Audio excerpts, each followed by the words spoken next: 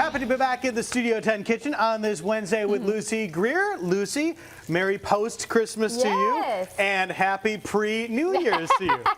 We are right in the middle. Right in the middle. Now, did you make the naughty or the nice list this year for Christmas? Well, as you can imagine, nice for sure. Good for you. I got a lump of coal again. Spiro always threatens me with coal, but he hasn't followed through yet. Well, I hope you and the whole family had a very Merry Christmas, and we're looking forward to New Year's, and that's kind of what you're working on today. Yeah, I thought that we could make a recipe for New Year's Day. Everybody around here, of course, likes to eat black-eyed peas for luck and greens for wealth in the new year. Okay. And so today I thought we could make some black-eyed peas. Very cool. I'm going to kind of make them kind of like red beans and rice, you know, where you would serve it over rice. So I am starting off with a pound of Conecuh here. That's always a good place to start. Always a good place to start. It smells delicious in here. And you could use any smoked sausage.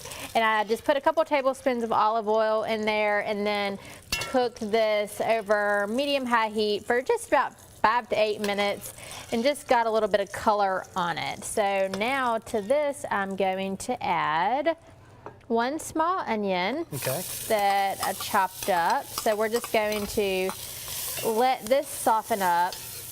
And this is bubbling up over here. Is that what you want? You want me to keep stirring this while it's bubbling? That one, yes, that sounds good. Okay. That pot, because you know, peas take quite a while to cook, that pot is already done, and we're going to kind of finish that pot up while we kind of get to work on this pot. So today I am using some dried peas. So I got 1 bag of black-eyed peas. Okay. And there's 2 ways that you can handle dried peas. You have to soak them. So one way is after you rinse them in the sink with cool water, you can put them in a bowl like this.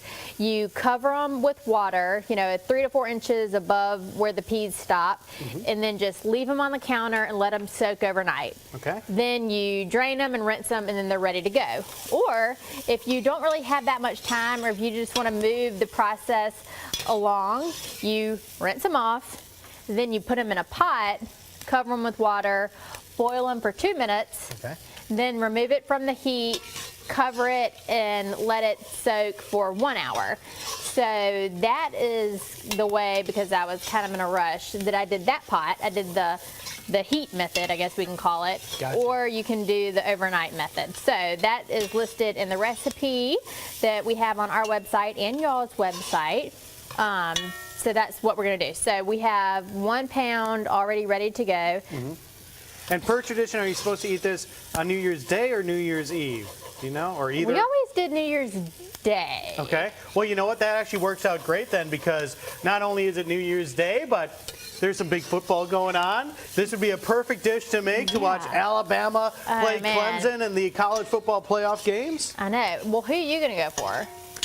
Well, of course, you know, I have to say Roll Tide on that one. But yeah, we're very excited about that game. We do have a college football playoff special here on Fox 10. Cool. We're going to break down all the elements of the big game. Phil Savage is coming in and talk to us about that. So it should be a really good matchup to watch that one. And, of course, Georgia fans intrigued as well. But like we're talking about, this really is a great New Year's and game day food. It really is a great game day food. So we just have this onion getting soft, and then at this point we'll just add our garlic, and then we'll keep moving forward. Sounds good. All right, we'll take a little break. We'll come back with more with Lucy Greer as we head toward 2018.